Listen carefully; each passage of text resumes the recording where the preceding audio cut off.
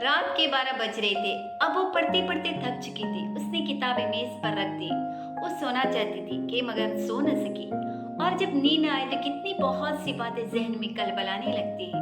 अब्बा का खत क्यों नहीं आया? आपा तहमीना ने इश्क के पीछे जान गंवा दी और अब वो बिल्कुल तना है। किसी की रफाकत नसीब नहीं। अम्मा अपने दुखों में मुब्तला है। उन्होंने कभी अपनी इस औलाद के दिल में झांक कर नहीं देखा, उसके लिए कुछ नहीं सोचा। और जमील भैया खामखा उसकी राह का रौड़ा बन रहे हैं। क्या उन्हें जिंदगी में और कोई काम नहीं? ला हौल वला। मगर उनके लिए सोच ही क्यों रही है? खिड़की से रोशनी अंदर आ रही है, इसलिए नींद नहीं आती। उसने दोनों पट फेर दिए। निचली मंजिल में अचानक सबकी बातें करने की आवाज आने लगी। वो दम साध कर बातें सुनने की कोशिश करने लगी। 12 बजे शायद शकील आया होगा और सब उसकी ताक में होंगी। सीनों पर कदमों की छाप हुई तो घबरा कर उठ बैठी। जमील भैया उसकी तरफ आ रहे थे। आलिया, दादी की तबीयत सख्त खराब है, ज्यादा देर को नीचे चलो। वो बहुत संजीदा हो रहे थे। तुम घबराओगी तो नहीं? एक दिन सब पर आना है। उसका दिल जोर से धड़का। वो सब समझ गई थी। उसे महसूस हुआ कि उसके पांव कांप रहे हैं, मगर वो बड़ी हिम्मत से जमील भैया के साथ हो ली।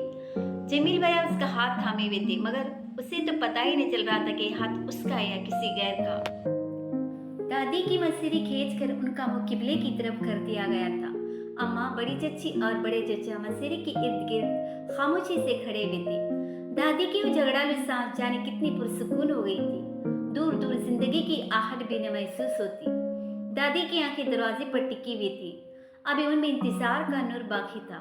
शायद वो उस वक्त भी अपने सबसे लाडले छोटे बेटे का इंतजार कर रही थी।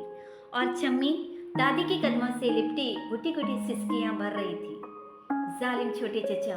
आलिया की नजरों में बिंदे के छोटे चचा का भयानक नक्शा फिर गया। उसका जी चाह रहा था कि वो चीख कर कहे, दादी अब तो ऐसी बेकार औलाद का इंतजार न करो। करीमन बुआ बड़ी बेताबी से मसीरी की चारों तरफ घूम घूम कर दुआएं कर रही थी। मौला, मालकन को सेहत दे दे और बदले में मुझे उठा ले। मौला मौला। बाबा ने भी तो इसी तरह हुमायूं की जान की अमान चाहिए थी। हे करीमन बुआ, ये कौन सी मोहब्बत है जो तुम्हारे दिल में ठाटे मारी है? आलिया ने बढ़कर करीमन बुआ को बिठाना चाहा, उन्हें लिपटाना चाहा, मगर अपने को छिड़ाकर दुआएं करने लगी। मौला मौला। एक हिचकी के साथ दादी को दायमी सुकून मिल गया। करीमन बुआ हाथ जोड़कर खड़ी हो गई। उनकी आंखों में एक भी आंसू न था। बड़े चचा ने नफ्स पर से हाथ हटाकर दादी के हाथ सीने पर बांध दिए और लिहाफ से मुंह छुपा दिया। करीमन बुआ सर झुकाए कमरे से निकल गए। छम्मी, अब उठ जा बेटी। बड़े चचे ने छम्मी को उठाया तो दादी का ढका हुआ मुंह देखकर बेकाबू हो गई। बड़े चचा का मुंह जब्त की वजह से सुर्ख हो रहा था और उनकी आंखों से माँ की मोहब्बत भरी कहानियों की यादें झांक रही थी और दाहिनी जुदाई का सदमा लरस रहा था।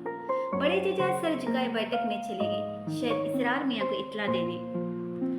अम्मा और बड़ी चची छम्मी को चुप कराने की कोशिश कर रहे थे, मगर वो हाथों से निकली जाती।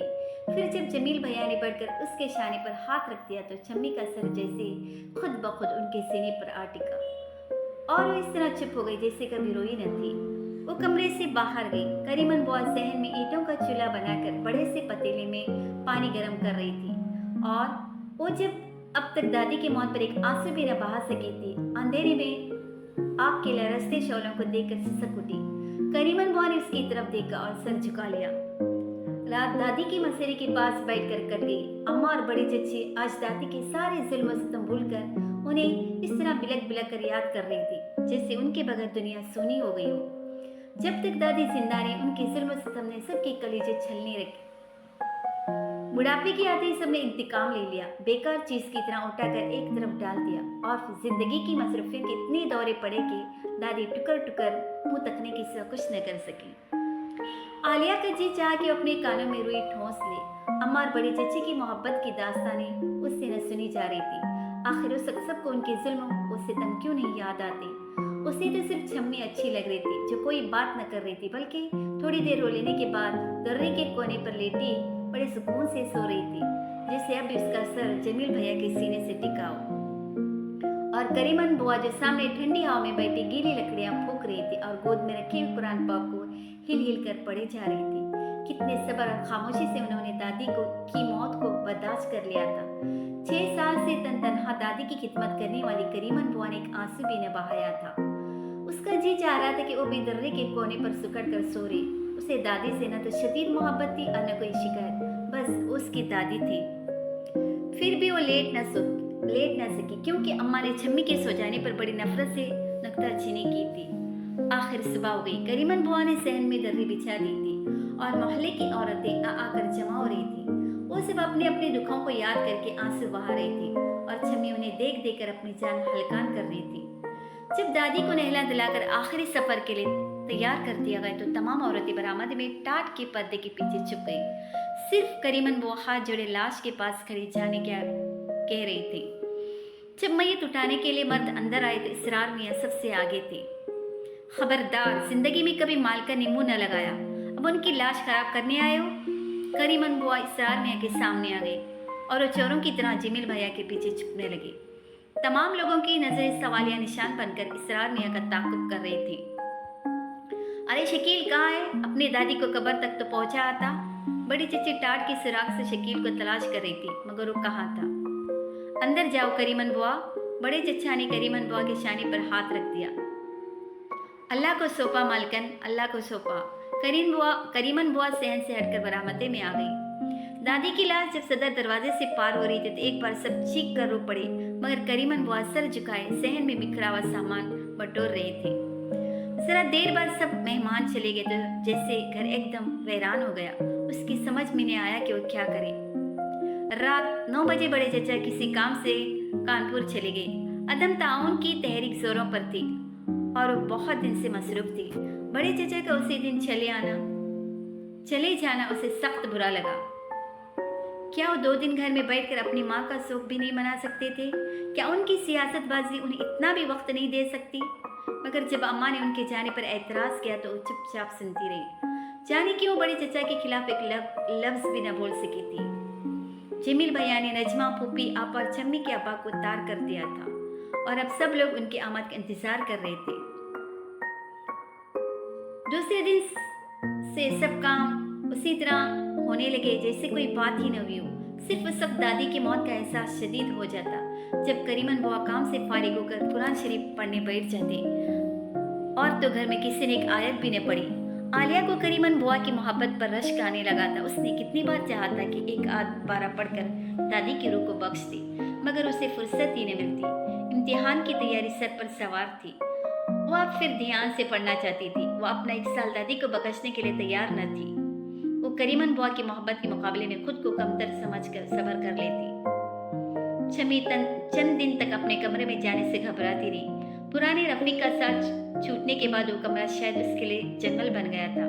वो इधर उधर मारी मारी फिरती या फिर सहन में चौकी पर बैठकर फटे हुए कपड़ों की मरम्मत करती रहती या फिर लोटो पानी भरकर क्यारी में डालने लगती, और जब उससे भी उकता जाती तो बुर्खा ओढ़कर मोहल्ले के घरों घरों फिरा करती। फिर एक दिन उसने झाड़ू उठाकर अपना कमरा साफ करना शुरू कर दिया। सारे जाले छिड़ा दिए। मोहम्मद अली जौहर की तस्वीर से कुर्द झाड़ी गई। उसने सफ़ेद कड़ी पुरानी चादरों पर पेवंद लगाकर उन्हें दोनों मसीरियों पर बिछा दिया और साफ सुथरे बिस्तर पर लेटकर हमेशा की तरह गाने लगी। माल सोज गम हाय नहानी देखते जाओ। छम्मी को ग्रामोफोन रिकॉर्डर के साथ सारे गाने और फकीरों की गाई हुई सारी गज़लें याद थी। उसे हर मौका की गज़ल और गीत गाने में मलिका हासिल था।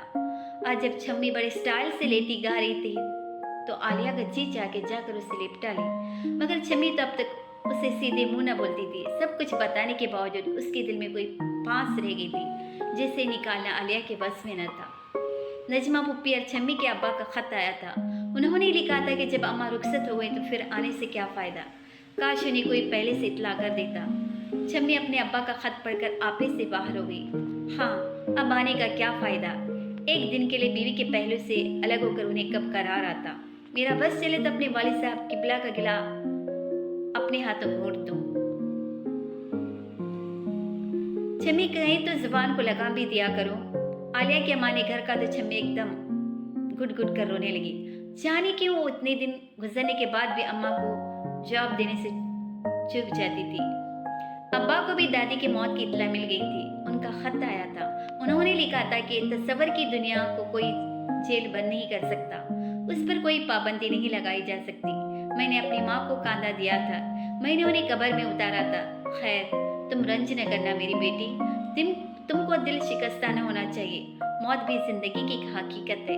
मेहनत से पढ़ो और अपने पास होने की खुशखबरी सुनाओ। खत पढ़कर आलिया बड़ी देर तक सर झुकाए बैठी रही। दोपहर हो गई मगर उसका पढ़ने में जी न लगा। एक तो अब्बा के खत ने उसे रंजीदा कर दिया था, उस पर से दोपहर के सन्नाटे में करीमन बुआ की हौले हौले कुरान पाक पढ़ने की आवाज जैसे फरियाद करती मालूम हो रही थी।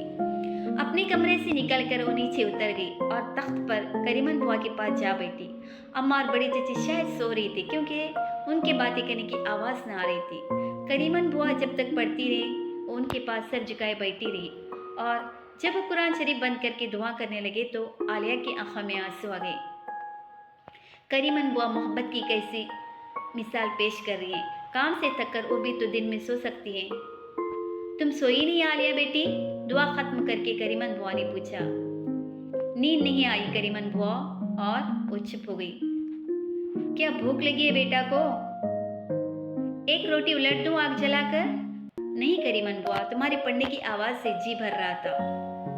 मंजरी मियाँ को नजमा बेटा को जरूर आना चाहिए था। जम्मी भी अपने बाप को देख लेती और फिर कुछ नहीं तो इस मसेरी का दीदार कर लेती जिस पर उनकी माँ ने दम तोड़ा था।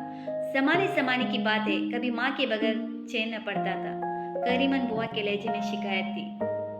तुमको दादी से कितनी मोहब्बत थी करीमन बुआ? शायद दादी भी तुमको इतना ही चाहती होंगी। क्या मालकिन मुझे चाहती थी? करीमन बुआ ने उल्टा सवाल कर दिया। तुमने अपनी दादी का जमाना नहीं देखा बेटा, पता नहीं वो किसी को चाहती थी भी थे या नहीं। हाँ, सिर्फ छोटे मियाँ को चाहती थी जो पता नहीं कहाँ खो गए।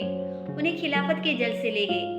हम तो नौकर लोग थे आलिया बेटा, हमारी क्या हैसियत? करीमन बुआ ने अपनी कमीज पीठ पर से सरका दिया और उसकी तरफ घूम घूम कर बैठ गई। उनकी पीठ पर सियाह निशान थे और एक जगह से सफेद सफेद चर्बी से निकली हुई थी। एक क्या हुआ था करीमन बुआ? उसने जल्दी से कमीज नीचे खींच दी। मेरी अम्मा मालकन के जहेज में आई थी। मेरे अब्बा मर गए थे, मैं छोटी सी थी। फिर जब जरा बड़ी हुई तो मालकन ने अपने घर के एक नौकर से मेरी शादी कर दी। नई शादी हुई थी, इसीलिए मालकन की खिदमत में जरा सी कोताही हो गई। बस ये उसी की सजा थी। करीमन बुआ सर झुकाकर कुछ सोचने लगे। अल्लाह, करीमन बुआ भी कैसी मामा है। इतने सितम सहने के बाद भी जब तक दादी जिंदा रही उन पर निछावर होती रही और अब भी उन्हें नहीं भूलती। वह हैरान होकर उनका मुंह तक रही थी। मैंने सारी जिंदगी उनका नमक खाया था और अब भी उनकी औलाद का नमक खा रही हूँ। नमक का बड़ा हक होता है बेटा आलिया। मेरी अम्मा, अल्लाह उन्हें जन्नत नसीब करे, कहती थी कि जिसने नमक का हक न अदा किया वो खुदा के यहाँ भी माफ न किया जाएगा। मालकिन, कोई गलती हो गई तो माफ कर देना मुझे, दूसरी दुनिया में तो सुख की सांस ले सकूं। करीमन बुआ उठकर झूठे बर्तन समेटने लगी और आलिया को ऐसा महसूस हुआ कि करीमन बुआ ने नमक का सारा डिब्बा उसके मुंह में उंडेल दिया है, जो उसे जहर से ज्यादा कड़वा लग रहा था। सूरज डूब रहा था और उस गली में सौदे वालों ने जैसे धावा बोल दिया था। सब एक दूसरे से बढ़कर आवाज लगा रहे थे और छतों से खुली खिड़कियों से बच्चे और मर्दों की आवाजें आ रही थी। रोजा इफ्तार करने के लिए सब अपनी पसंद के सौदे वाले को आवाज दे रहे थे। खिड़की खोलकर एक मिनट के लिए गली में झांकी। सामने हाई स्कूल का सियाह फाटक बंद पड़ा था और दरख्तों के झुंड से कोयल के कूकने की आवाज आ रही थी। जाने शकील स्कूल जाता भी है कि नहीं, उसने सोचा। पर कौन है जो ये सब कुछ मालूम करे?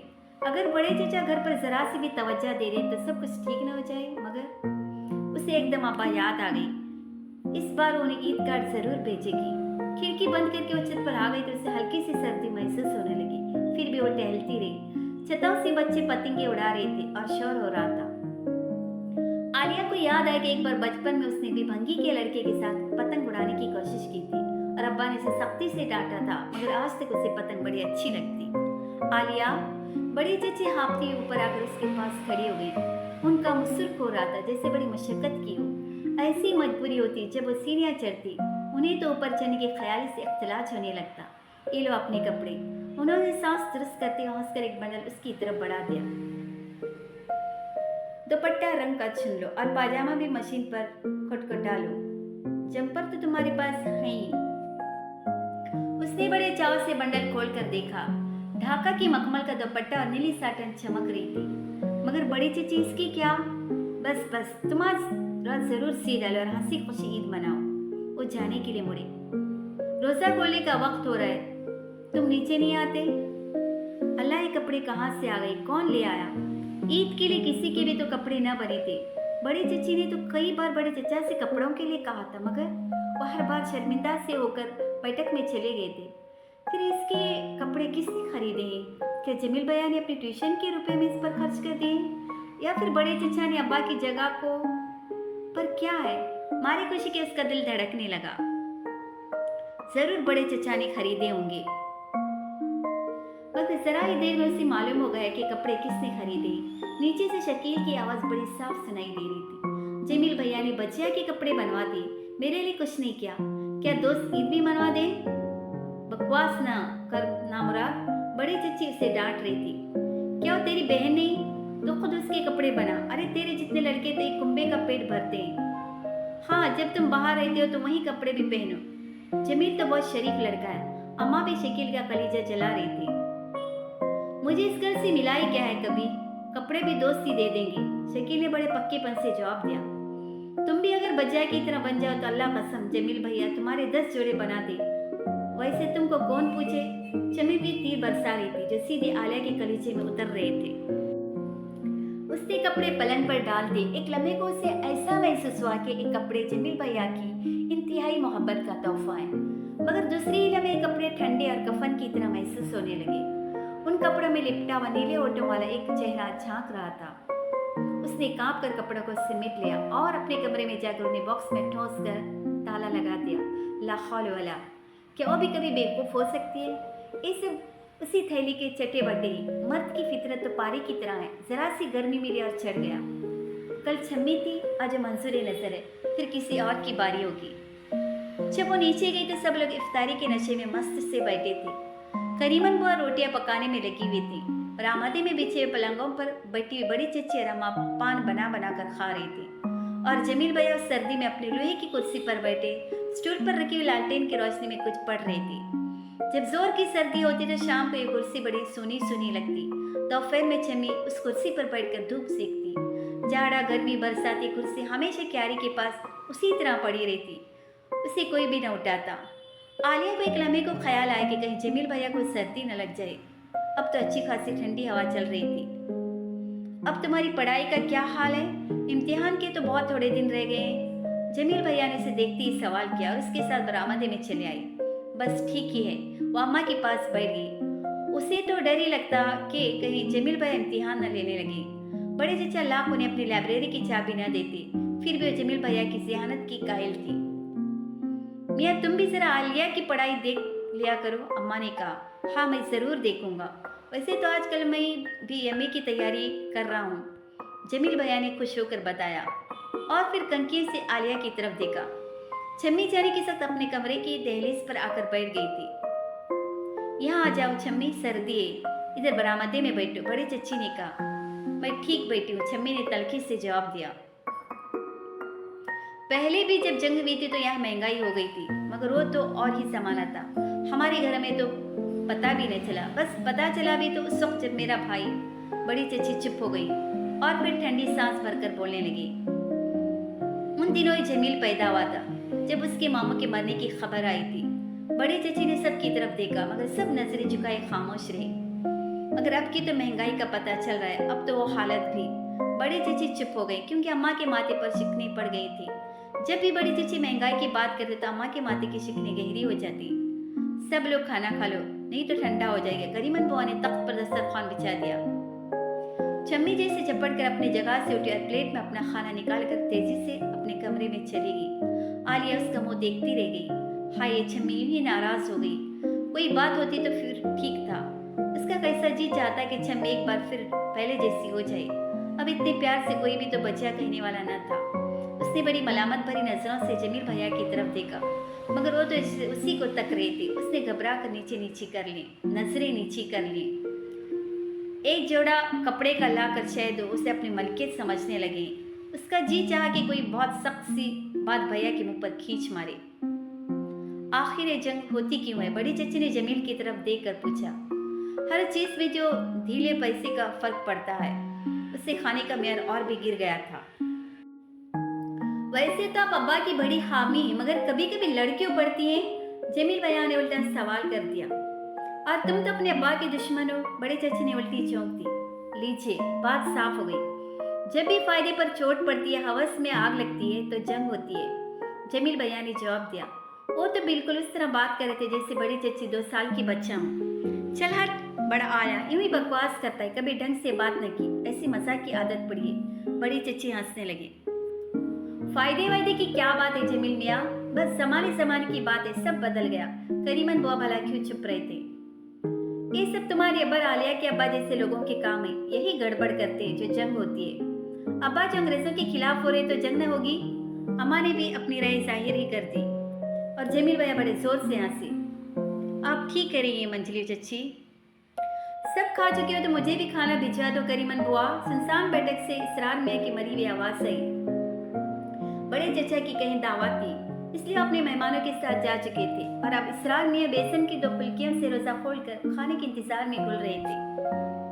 जरा सब्र से भी काम लिया करो इसरार मियाँ साहब, क्या घर वालों से पहले तुम्हारी कश्ती सजा कर भेज दिया करूं? करीमन बुआ ने चिल्लाकर जवाब दिया। इस इसरार मियाँ में कितना तंज छुपा था, कैसा मजाक कही के लगा रहा था, मगर जब बड़े चचा उन्हें इसरार मियाँ कहते तो कितना खुलूस और कितनी बराबरी का दर्जा होता। जाने सब लोग इसरार मियाँ के लिए कुछ सोचते क्यों नहीं?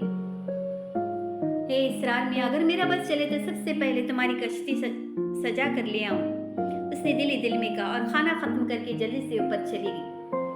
जमील भैया एक सा उल्टी पलटी नजरों से देखते जाते, उसका जी दब रहा था, सुकून से खाना भी खाने न दिया। अपने बिस्तर पर आकर उसने बड़े सुकून से किताबें समेट ली और तकिया सरकाकर उस तरह लेट गई कि गले के बल्ब की रोशनी सीधी किताब पर पड़ रही थी। सीढ़ियों पर चाप ईंटों से पलट कर देखा, जमील भैया चले आ रहे थे। मैंने सोचा कि आज तुम्हारा इम्तिहान ले डालूं, उसके करीब बैठ गई। मुझे सब आता है, आप अपना वक्त न खराब करिए। फेल हो गई तो फिक्र नहीं, अगले साल फिर से, आलिया ने बड़ी रुखाई से कहा। जमील भैया की आंखें उस सबक फर सुना रही थी जो पढ़ाने आए थे।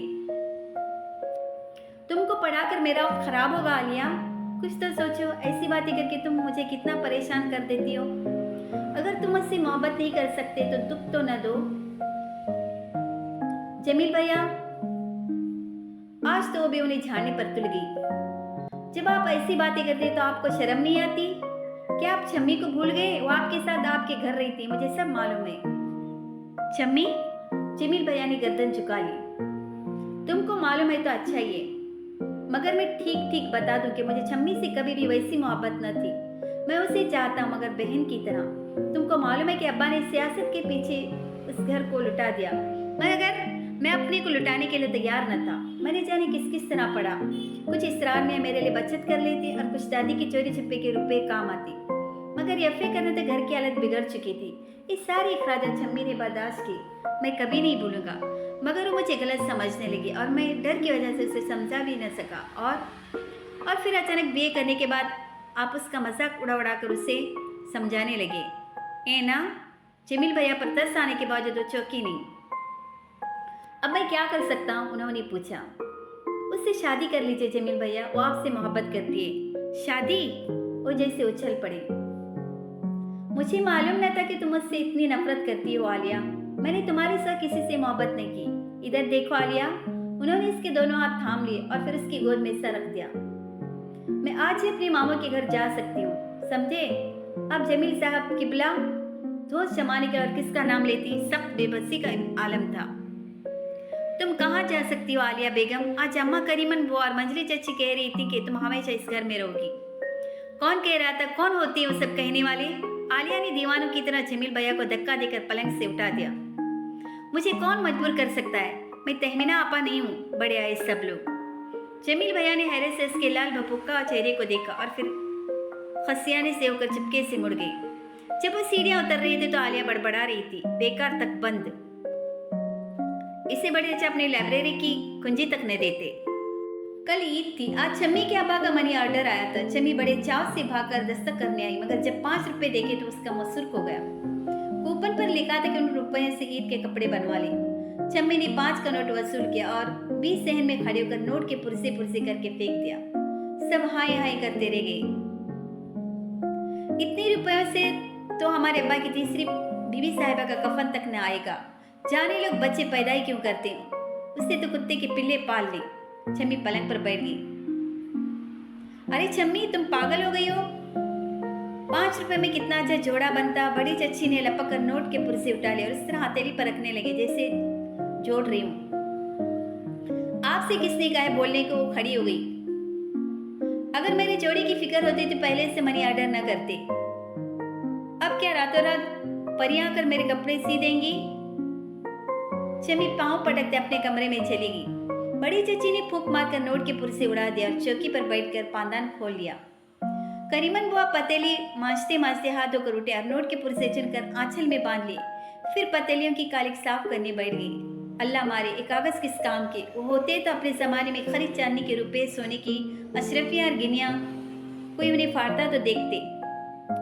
करीमन बुआ बड़बड़ाती रही और आलिया दालान के महराब के बीच बैठी चुपचाप सुनती रही। वो बार बार छम्मी के कमरे की तरफ देख रही थी जो अब खुद को ऐसा पहुंचाने के लिए अपने लक वदक कमरे में तन्हा पड़ी जाने क्या कर रही थी।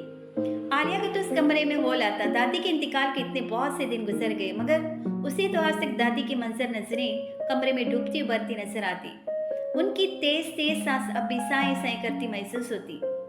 अब भला छम्मी को किस तरह मनाया जाए? वो सख्त बेजार हो रही थी। अरे जफर चचा, क्या है छम्मी आपकी बेटी नहीं? क्या बीवी के साथ औलाद भी मर जाती है? वो ऊपर अपने कमरे में चली गई और अपने कोर्स की किताबें उलटने पलटने लगी। लाख सर मारा मगर पढ़ने में जी न लगा। बस उसे बार बार छम्मी का ख्याल सताता रहा। छम्मी एक दिन खुद को ऐसा पहुंचा कर खत्म कर लेगी। खिड़की से बाहर स्कूल की इमारत के पीछे सूरज डूब रहा था। नीचे की मंजिल में अब बड़ी गहमा गहमी थी। रोजा इफ्तार करने का वक्त करीब आ रहा था। आलिया ने किताबें समेट कर तपाई पर रख दी और खिड़की में अखनों बैठकर बाहर देखने लगी। गुंडेरियों वाले के सर पर रखे हुए पतेल के थाल में फूलों के गुजरे सजे हुए थे।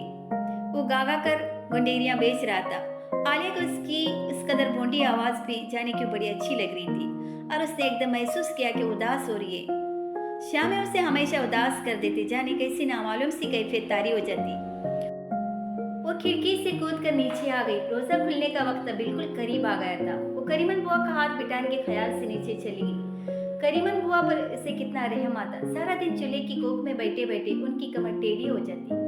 उसने कई बार सोचा था कि करीमन बुआ यहाँ से भाग क्यों नहीं जाती। यहाँ सिर्फ पटे पुराने कपड़े, रोटी और हक नमक पर जिंदगी बताई देती है।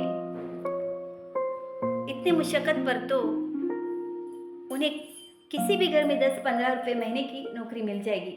मेहनत का फल रुपया ही तो होता है। मगर शायद करीमन बुआ ने तो कभी ख्वाब में भी ऐसी बातें न सोची होंगी। करीमन बुआ किस कदर फकर से कहते कि मेरी माँ मालकन के जहेज के साथ आई थी। मालकन की खिदमत करते करते खुदा को प्यारी हो गई और अब खुदा मुझे भी बड़े मियाँ के हाथों सवारत करे। आलिया कैसे हैरान होती उन बातों पर। उसने कभी करीमन बुआ को उस घर से बेजार होते न देखा। वो काम से कभी न थकते। बिगड़े वक्त के साथ उनका एहतराम करने का तरीका भी न बिगड़ा। क्या मजाल थी जो कभी ऊंची आवाज से बात की हो। तख्त पर दस्तरखान बिछाकर इफ्तारी का सामान चुना जा चुका था। बड़ी चची तले हुए चनों पर नींबू निचोड़ रही थी। करीमन बुआ को शायद रोजा लग रहा था। उसने निढाल सी बैठी थी, इसलिए निढाल सी बैठी थी। बड़े चचा बरामदे में बिछे खरे पलंग पर बैठे थे। जेब से निकली हुई घड़ी सीने पर लटक रही थी और उनके पास बैठा हुआ शकील बार बार झुककर घड़ी देख रहा था। कुछ दिन से जमील भैया ने इस पर सख्ती शुरू कर दी थी, इसलिए वो घर से ज्यादा देर गायब न रह पाता। छम्मी अपने कमरे की दहलीज पर खड़ी थी। पाजामे की पट्टी मेली कोट से उसके गट्टे नजर आ रहे थे। जब उसने आलिया को देखा तो आहिस्ता आहिस्ता चलती हुई पास आ गई और बगैर कुछ बोले शकील के पास बैठ गई। बाहर बैठक में बड़े चचा के कई मेहमान बराजमान थे और इसरार मियाँ बैठक के दरवाजे से कई बार सर निकाल कर झांक चुके थे। करीमन बुआ, जरा जल्दी से बाहर इफ्तारी भेज दो, रोजा खोलने में सिर्फ 2 मिनट रह गए हैं। बड़े चचा ने सीने पर लटकती हुई घड़ी को देख कर कहा। करीमन बुआ कमर टेढ़ी किए कि उन्हें और तख्त पर रखी हुई 2 प्लेटें उठाकर बैठक की तरफ लपकी। इसरार मियाँ तो जैसे ताक ही में थे। जब मेहमान होते तो उनके मज़े हो जाती, वरना वो गरीब तो रोज़ा भी उस वक्त ही खोलते जब मकरू हो चुका होता। अम्मा तख्त पर एक कोने में इस तरह बैठी छालियाँ काट रही थी जैसे इफ्तारी पर पहरा दे रही हूँ। घटिया काम तो उन्होंने कभी किए न थे, बस ये कि खाने पीने की चीज़ों के हिस्से बिखरे कर दिया। सिरार मियाँ का लाया हुआ सौदा सब देकर एतराज़ात कर लिए। शेख और शबा के साथ हिसाब जोड़ लिया। करीब की मस्जिद में गोला छूटा और फिर नकारा बजने की तेज आवाज आने लगी तो अम्मा ने रेडियो में रखा हुआ सबका हिस्सा बांटना शुरू कर दिया।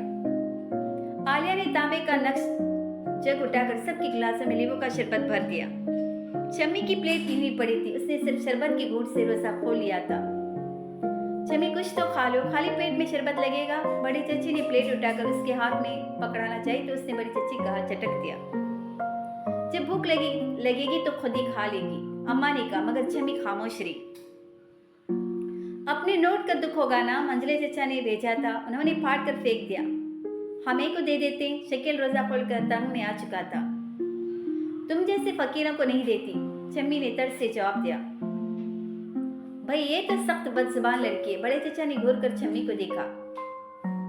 किसी दिन जबान खींच लूंगा। आपको तो मैं अपनी जबान छूने भी न दूं। हर काफिरों की जमात में रहते हैं और दुनिया को दिखाने के लिए रोजे रखते, बस हद है। शम्मी ने नफरत से होठ सकोड़ ली। शर्म नहीं आती कोई अपने बड़े चचा से यूं बात करता है? कोई लिहाज पास नहीं। बड़ी चची ने फौरन डांटा। मारे गुस्से के मुसर को हो रहा था, यानी उनके सामने शम्मी उनके शौहर से इस तरह बात करे। मेरे कोई चचा वचा नहीं, शम्मी ने सख्त बेइत्मीनानी से कहा। भाई तुम चुप रहो, क्यों इस जाहिल के मुंह लगती हो? बड़े चचा गांव तकिए से टिक कर नीम दराज हो गए। हाँ, हमारी कोई मुंह न लगे, हम जाहिल हैं, सारों की डिग्रियां खा जाएंगे और डकार भी न लेंगे। शम्मी पांव पटकते अपने कमरे में चली गई। 14वीं सदी है, गाय सिंह बदलेगी और कयामत आ जाएगी। करीमन बुआ किसी को कुछ नहीं कह सकती थी, इसलिए उन्हें कयामत याद आ रही थी। भाई हद है बदज़बानी की, घर में सांड पाला है तुमने भाभी। अम्मा ने फौरन बड़ी चची पर हमला कर दिया। अब देखो ना दुल्हन, ये तो उसके बाप का कुसुर है। अब क्या पहनेगी ये बच्ची? जब कोई शम्मी के पीछे पड़ने लगता तो बड़ी चची फौरन आड़े आ जाती। जरा देर को सब खामोश हो गए। बड़े चचा ने आंखें मूंद ली। शकील अपने स्कूल के काम में जुट गया। करीमन हुआ लालटेनों की चिमनियां साफ करने लगी, मगर शम्मी कैसे चुप रही थी। कपड़े न बनने का इंतकाम अब पूरा नहीं हुआ था। वो अपने अंधेरे कमरे में अपनी तकबद्दी को लहक लहक कर गाने लगी। काशी में तुलसी बोई सब बकरियां चर गईं, गांधी नेहरू मातम करो काशी की मियां मर गई। बड़े चचा एकदम चौंक पड़ी। देखो इसे मना कर लो, बाहर मौलाना साहब वगैरह बैठे हैं, सब क्या कहेंगे? सारी आवाज बाहर जाएगी। बड़े चचा गुस्से से सुर्ख हो रहे थे। शम्मी खुदा के लिए कुछ तो सोचा करो, बाहर मेहमान बैठे। बड़े चची शम्मी के कमरे की तरफ लपके। आपको क्या, हम अपने कमरे में गा रहे हैं, ये कमरा हमारा है। जब आपके कमरे में आकर गए तो मना कीजिएगा। भाई सुनते हो तो सुने, जरा उन्हें भी तो मालूम हो कि यहाँ सब काफिर नहीं रहते। वो बड़े चचा को चिढ़ाने के लिए फिर गाने लगी, काशी में तुलसी। अरे जाहिल पागल, मैं कुछ बोलता नहीं और तो अपे से बाहर है। अब कहा अच्छी तरह। बड़े चचा तेजी से कमरे की तरफ लपके।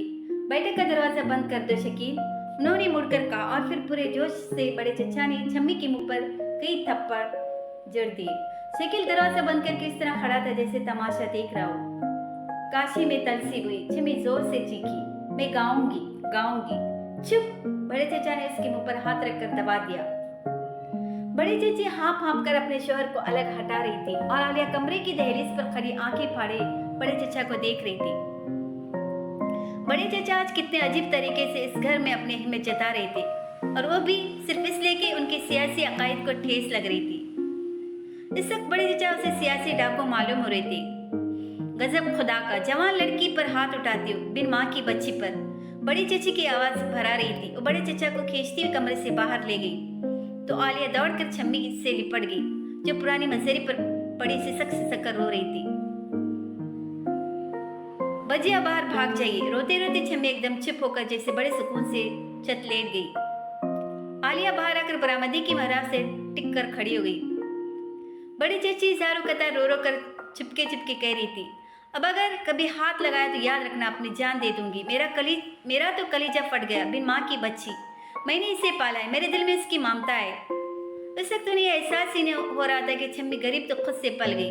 बड़ी चेची उसे पालना तो चाहती थी, मगर ढेरों कामों के मलबे में दबने के बाद उन्हें फुर्सत ही कहाँ मिलती जो छम्मी को भी उसका पैदाइशी हक दे सकते। मैं तो खुद घर में किसी से नहीं बोलता, मगर ये लड़की अजाब है। कल ही जफर मियाँ को खत लिखता हूँ कि किसी के साथ इसके 2 बोल पढ़ाकर इस घर से लानत दूर कर दो। बड़े चचा ने करवट लेकर आंखें बंद कर ली और बड़े चचे आंसू पोंछकर पान बनाने लगे। अम्मा इसे आराम से बैठी थी जैसे कुछ हुआ ही नहीं। हंगामे के बाद का सन्नाटा छाया हुआ था। बड़े चचा का चेहरा तमतमाया हुआ था। वो बार बार आंखें खोलती और बंद कर लेती। उसी वक्त जमील भैया आ गए। सब चुप क्यों हैं?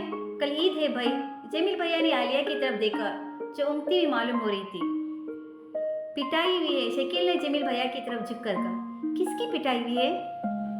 अरे कुछ भी नहीं, वही छम्मी काशी में तुलसी बोई की रट लगा रही थी। बाहर मेहमान बैठे थे, तुम्हारे अब्बा ने एक थप्पड़ लगा दिया। बड़ी चची ने बात को बिल्कुल हल्का फुल्का बनाकर कहा और फिर जल्दी से एक पान गले में ठोंस लिया। मगर आपने उसे मारा क्यों? आप उसे समझा सकते थे, उसकी बदतमीजी को रोक सकते थे, मगर मारना कहाँ का इंसाफ है? वो अपने ख्याल का इजहार करती है तो आप चढ़ते क्यों हैं? जब आप लोगों को नजरे की आज़ादी नहीं देते तो अपना मुल्क किस तरह आज़ाद कराएंगे? और अगर आप का मुल्क आज़ाद भी हो गए तो इस आज़ादी को कैसे बरकरार रखेंगे? जमील भैया ने बड़े जोश से एक ही सांस में इतना कुछ कह डाला। साहबजादे, तुम घरेलू बातों को मुल्की मामलात से मत टकराया करो और न ज्यादा काबिलियत झाड़ा करो, तुम कुछ नहीं जानती। बड़े चचा ने सख्त हिकारत से देखकर फिर आंखें मूंद ली। आप मेरी काबिलियत की बात न किया करें। आपने तो मुझे सिर्फ प्राइमरी तक पढ़ाकर गिल्ली डंडा खेलने को छोड़ दिया था और फिर मुल्क आज़ाद कराने लगे थे, जैसे मैं तो आपके मुल्क का बाशिंदा था ही नहीं, जैसे मुझे तो अच्छी जिंदगी गुजारने का कोई हक ही न था। मैंने बीए नहीं किया है, लोहे के चने चबाए। जरा आप ये तो बताएं कि जब आपको एक घर का ख्याल नहीं तो इतने बड़े मुल्क के कितने बहुत से घरों का किस तरह ख्याल करेंगे? ये भी खूब रहे कि घर को कुर्बान करके 2 घरों को बचा लो। ला हौल वला, क्या बेतकी तकरीर करके दिमाग चाट रहे हो? मियाँ, आज़ादी और कुर्बानी का मफहूम तुम्हारी समझ से बाला है। बस अपनी शायरी करो और दाव पाओ, रब गुल से बुलबुल की पर बांध और खुश रहो। बड़े चचा ने करवट ले ली। जी बिल्कुल दुरुस्त है, मगर जमील भैया भला आलिया के सामने किस तरह हार मानते? वो फिर कुछ कहना चाहते थे कि बड़ी चची माथा पीटने लगी। हाय, मैं कहती हूँ कि इस घर का आवा ही बिगड़ गया है। हाँ देखिए बेटे, सब अपने बाप से बहस करें, खुदा की कसम एक दिन जहर खा लूंगी। बड़ी चची पर रक्त तारी होने लगी। भाई ठीक तो कहता है जमील। अम्मा ने जमील की हिमायत की तो मगर वो तो चुप होकर बड़ी बेबसी से अपने लोहे की कुर्सी पर जा बैठे थे और हाथ मलमल कर कुछ सोच रहे थे। दोनों वक्त मिल रहे और ये लड़ाई झगड़े, इस मुल्क के दुख ने तो सब कुछ तबाह कर दिया। करीमन वो हर तरफ जली हुई लालटेन रखती फिर रही थी। बड़े आए हमदर्दी करने वाले। छमी छिपा के से बाहर निकल आई और बड़े चचा के पलंग के पास खड़ी हो गई। हमें कौन रोक सकता है? हाँ, काशी में तुलसी वही सब बकरियां चर गई और जोर से चीखी। ला हौल वला। बड़े चचा बेसख्त हंस पड़े। कती पागल है। बड़े चचा के हंसते शकील, अम्मा, बड़ी चची और जमील भैया भी हंसने लगे। हाँ ठीक है। छम्मी जमील भैया की तरफ बढ़ी। तुम हंसो। तुमसे किसने कहा था कि मेरी हिमायत करो? मैं तुम जैसे को मुंह नहीं लगाती। अब मैं इन जैसे से मोहब्बत करूंगी। खौम का बिये करने के लिए मेरे सामने नाक रगड़ते थे। छम्मी फिर अपने कमरे में जाने के लिए मुड़ गई, मगर कमरे की दहलीज पर ही बैठ रही। चंद लम्हों के लिए कैसा सन्नाटा छा गया।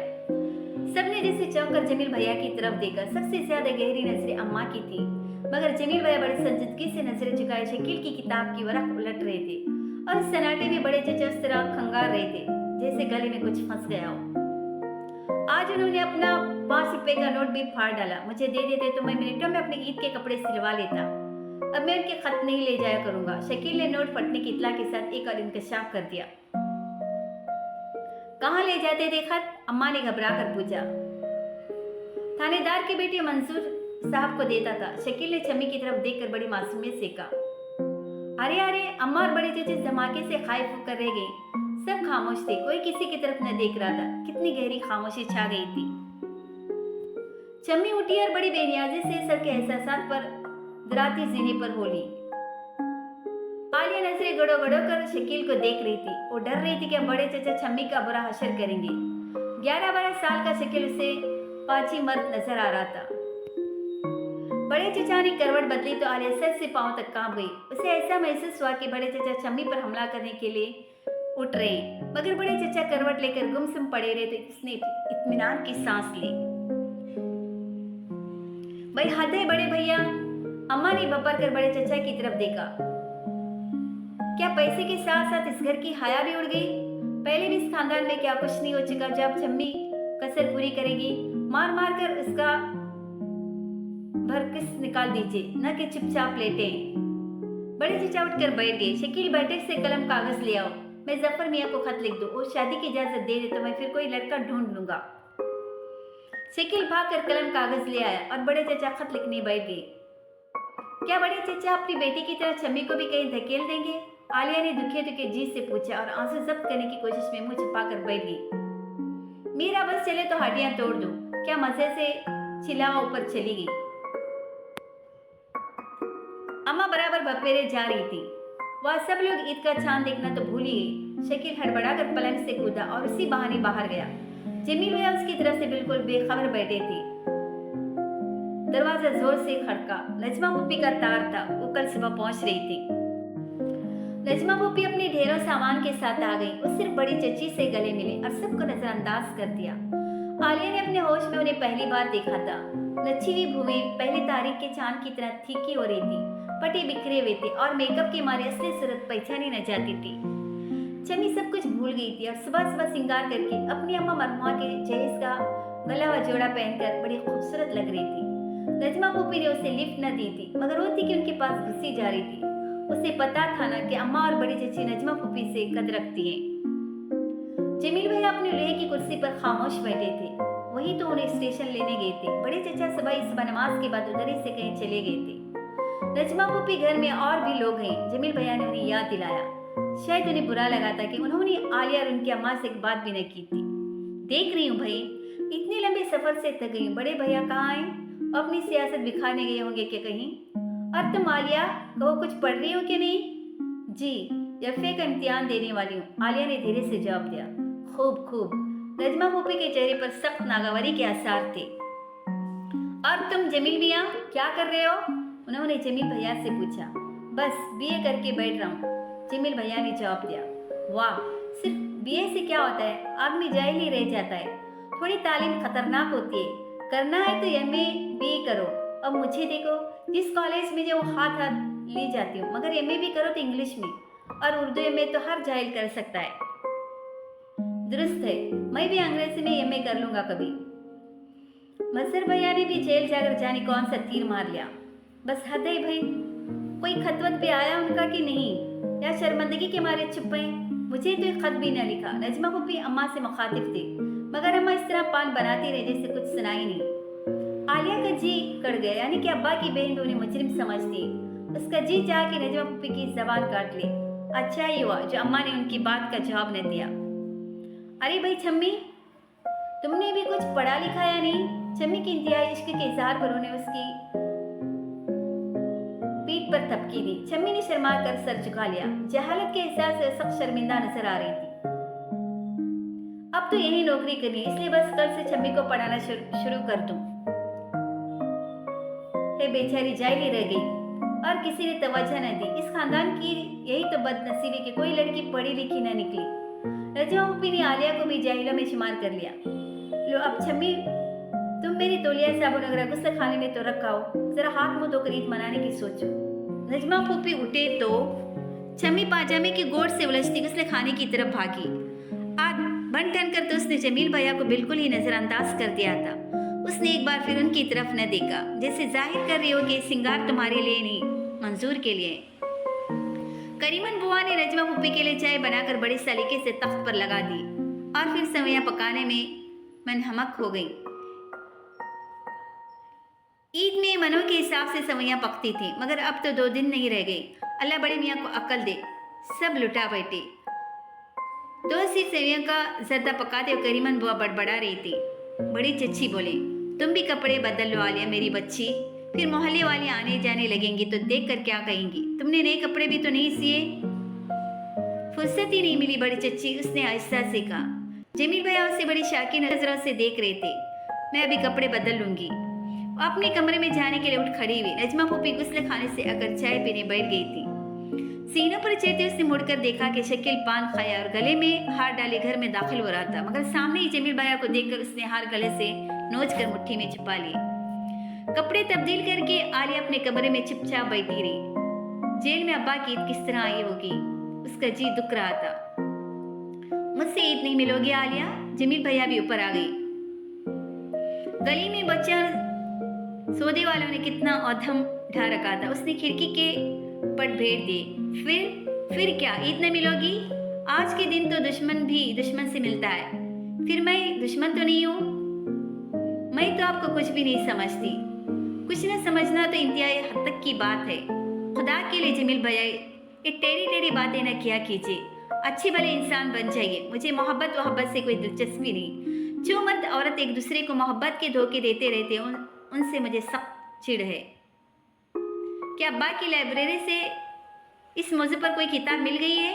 जमील भैया ने बड़े तन से उसकी तरफ देखा। हाँ, उसी लाइब्रेरी से मिल गई थी जिसकी कुंजी आपको नहीं दी जाती। वो जोर से हंसी। जमील भैया एकदम संजीदा हो रहे थे। आलिया, तुम मुझे जितना टुकरा रही हो इतना ही तुमसे करीब होता जा रहा हूँ। अगर तुमने मेरा साथ न दिया तो मैं दुनिया में कुछ न कर सकूंगा। जमील भैया का मुंह तमतमा गया। उनकी आंखों से दुख छिलका पड़ता। आलिया ने सर झुका दिया। उस वक्त उसे महसूस हो रहा था कि अगर उसे जमील भैया की नजरों से पनाह न मिली तो जाने क्या हो जाएगा। अगर मैं किसी और से मोहब्बत करूं तो आप कहिएगा सब झूठ। औरत मर्द से मोहब्बत के बगैर ही रह नहीं सकती। रिवायत के मुताबिक पैदा भी मर्द की पसली से हुए। जमील भैया जोश में आ गई। अच्छा, अब मैं समझी। तो एकदम हंस पड़ी।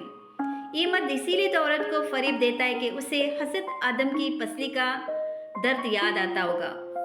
जमील भैया भी उसके साथ बेसाख्ता हंस पड़े, मगर फिर संजीदा हो गई। तुम मेरी हो आलिया। मैं सच कहता हूँ कि मैं जिंदगी में सब कुछ करूंगा। मैं सफदर नहीं हूँ जिसने तहमीना को खत्म कर दिया। फिर वो जैसे सरगोशी करने लगी। सफदर मुंबई में है। वो कम्युनिस्ट पार्टी का मेंबर है, आजकल जेल में है। आलिया जरा देर को बिल्कुल चुप हो गई। वो खाली खाली नजरों से जमील भैया का मुंह तक रही थी। बीती हुई बातें किस तेजी से इंसान के दिमाग पर झपट पड़ती हैं। आलिया, मैं अपनी सारी जिंदगी तुम्हारे लिए वक्फ कर दूंगा। यकीन करो आलिया कि मैं तुम्हारे लिए सब कुछ करूंगा, लेकिन अगर तुमने जिंदगी के सफर में मेरा साथ नहीं दिया तो मैं थक जाऊंगा। मैं तो कुछ भी नहीं कर सकूंगा। उसने गौर से जमील भैया की तरफ देखा। है, कैसी सड़ी बसी बातें हैं। वही बातें जो आपा तहमीना कहानियों में पढ़ पढ़ कर मर गई। ये आशिक किस कदर कटनी सिफत होती। उसने नजरें झुका ली। भैया की आंखों की गहराई से कैसा अजीब सा लगता। तो फिर जमील भाई, आप आज ही थक जाइए। चाय वगैरह का इंतजाम कराऊं? जोर से हंसी। बात मजाक में उड़ जाए तो शायद जान छूटे, मगर जमील भैया पर तो संजीदगी का भूत नाजिल था। देखो आलिया, उसकी तरफ झपटे और फिर जमकर खड़े हो गए। ए लीजिए अपना खत। मुस्लिम लीग के दफ्तर कानपुर से आया है।